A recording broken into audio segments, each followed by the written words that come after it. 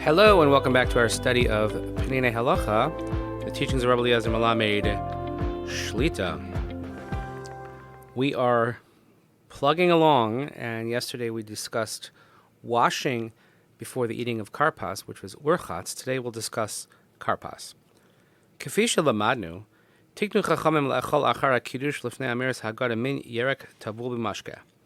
As we have learned, Chazal instituted that after Kiddush and before the recitation of the Haggadah, before the Magid portion, we eat a vegetable that is dipped in a liquid.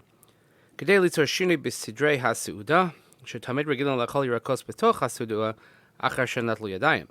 trying to make some sort of noticeable change in the order of operations in a meal, because normally vegetables are eaten during the meal after we've washed our hands.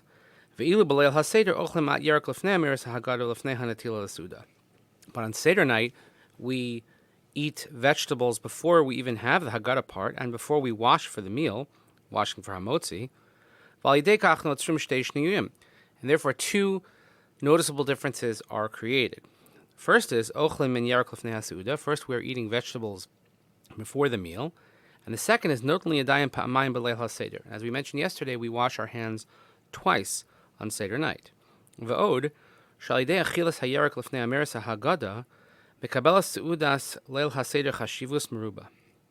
Furthermore, that by eating this vegetable before we say the Haggadah, so then the meal at Seder night has an elevated and ennobled level of importance. Because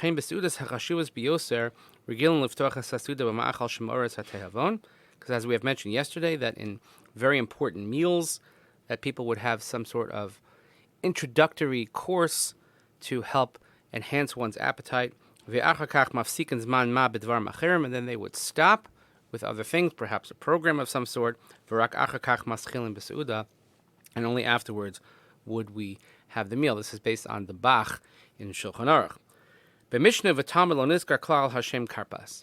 Interestingly enough, in the Mishnah and in the Talmud, the name Karpas is not mentioned.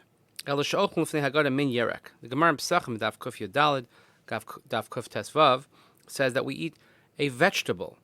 Aval kama rishonim kasu lekachas karpas. But the Rishonim mention, he brings from the Maharil, from the Ravan, that we take a karpas as we commonly know it. B'pnei sheshmo romez l'shishim ribu gevarim she'avdu ba'avodas perech b'mitzrayim samech perech. Because if you take the letters of Karpas, you have Samach Perech, it's actually backwards, and it hints to the how many hundreds of thousands, Samach Ribu, that worked Perech in subjugation and hard labor in Mitzrayim. V'av she'ein zeh ma'akev, mikol makom kasu achronim shetov lekachas Karpas, ela shehislabtu mahu Karpas, yeshakasu shehu celery. So even though it's not ma'akev, it doesn't withhold your fulfillment of the mitzvah. We have to take a vegetable. We take certainly something that's called karpas. It has to be specifically karpas. Karpas is not necessarily every vegetable. So the question is what is karpas? So the Rishonim Acharonim want to know what is karpas, and I'm sure everybody has different customs. Yeshakas v'shehu celery. Some say that it's celery, as indicated in Hebrew. And this is the common custom among Sephardic Jews. Shehu petrozilia, and some say it's petrozilia, which many of us in Ashkenaz, use parsley. And some Ashkenazim follow this way. Aval rov Ashkenazim enam lokim celery or petrozilia lekarpas, mishum shalafi minhagei Ashkenazim yesh safek ma yivarchu aleihem, el regilim likach tapuchei adama mevushalim, v'chol mishpacha tamshich b'minhaga.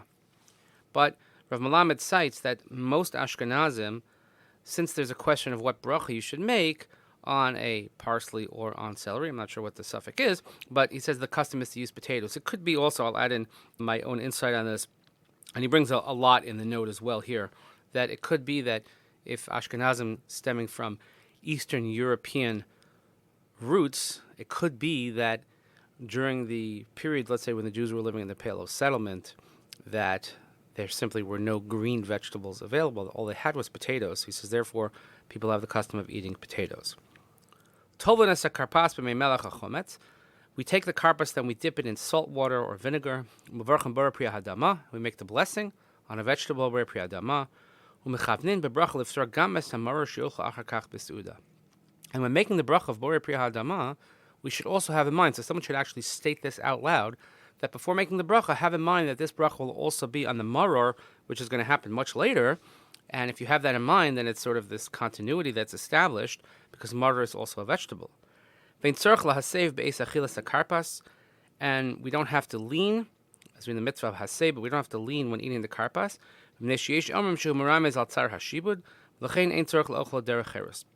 Since some say that the salt water and the karpas, we mentioned samach perech, refers to slavery, and therefore we shouldn't necessarily be in a derech cheres, in a way of freedom when eating this. Again, different customs in this. Whatever custom you have, you should follow, and the same, whatever custom you have in what you eat for karpas, you should follow as well.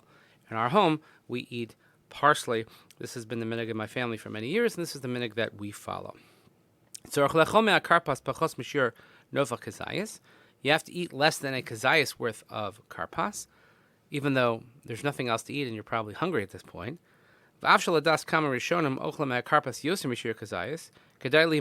even though there are some opinions in the Rishonim that you should eat more than a kazayas, he said it's better to refrain from this practice.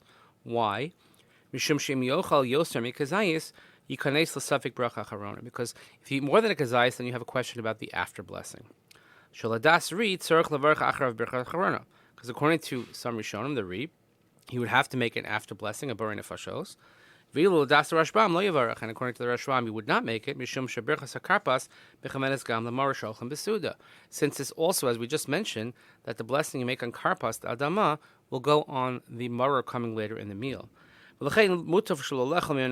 Therefore, to refrain from entering into this fray, into this controversy, if you eat less than a kazayas worth, less than an olive's worth, you won't run into the problem. If, however, someone did eat more than a kazayas worth, more than an olive's worth, then you don't make the after bracha, because since we have a doubt, as we mentioned previously, safek brachos lahakal. This is a very complicated sugya in the Gemara, and Rav Melamed has a couple of very, very long notes. One of the footnotes here actually takes the entire page, and it's sort of beyond the scope right now. But as we know, the general practice is that we take a vegetable, we eat a little bit, we make the bracha, have in mind for maror, and we don't make it after blessing. So this is our conversation about karpas. I hope everyone indeed has a great day as we get closer to Shabbos Mevarchim, and also we get closer to Chag Pesach.